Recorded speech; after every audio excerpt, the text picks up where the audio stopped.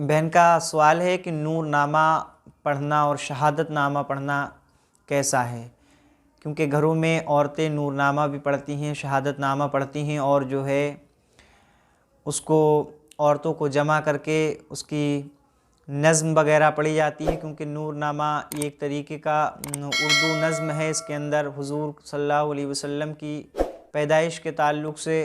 اور شہادت نامہ حضرت سیدنا امام حسین اور امام حسن رضی اللہ تعالی عنہم اجمعین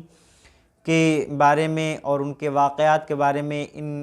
کے اندر موجود ہے، لہٰذا کچھ عورتیں مل کے جمع ہو کے پڑھتی ہیں، اس کا پڑھنا جائز ہے یا نہیں؟ سرکار اعلیٰ حضرت رضی اللہ تعالی عنہ ارشاد فرماتے ہیں، اسی کے تعلق سے فتاوی رضویہ شریف میں ذکر کیا ہے،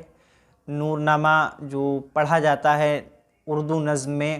اس کے اندر جو واقعات وغیرہ ہیں اور حضور کی پیدائش کے تعلق سے جو ہیں وہ اس کی کوئی سند نہیں ملتی ہے، بے اصل ہے۔ اور اسی طریقے سے شہادت نامہ، جس میں حضرت امام حسین رضی اللہ تعالی عنہ اور حضرت امام حسن و دیگر شہدائے کرب و بلا کا بھی ذکر کیا گیا ہے، اس کو پڑھنا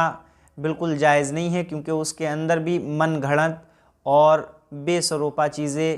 لکھی ہوئی ہیں، اور عورتیں اس کو جو ہے اپنے گھروں میں چند عورتوں کو جمع کر کے پڑھتی ہیں، لہٰذا اس کا پڑھنا جائز نہیں ہے۔ کیونکہ بے اصل اور بے بنیاد جو باتیں ہوتی ہیں، جب ہم ان کو پڑھیں گے اور دوسروں کو سنائیں گے، تب پھر جو ہے آپ خود ہی اندازہ فرمائیں کہ اس کا اثر کیا ہوگا۔ جب ہم معلوم ہی نہیں کر پا رہے ہیں کہ یہ جو ہم پڑھ رہے ہیں یہ صحیح ہے یا غلط، تو پھر جو ہے اس کا ہمیں فیض کیسے حاصل ہوگا؟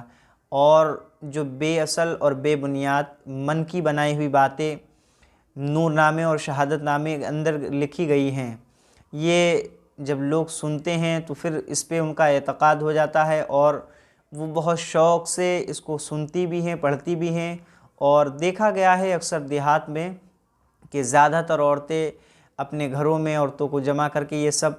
پڑھتی ہیں اور سنتی ہیں، اور پھر جو ہے شیرینی فاتحہ کا بھی اہتمام ہوتا ہے۔ تو ایک گزارش یہ کروں گا کہ اگر جمع ہی ہو رہی ہیں عورتیں اور کچھ نیک کام کرنا چاہتی ہیں تو قرآن عظیم لے لیں اور قرآن شریف کی تلاوت کریں، قرآن خوانی کر لیں، یا پھر جو ہے کوئی معتبر کتاب، اور جو پڑھنا ٹھیک جانتا ہو وہ حضور صلی اللہ علیہ وسلم کی مبارک سیرت کے تعلق سے حضور کی سیرت بیان کریں،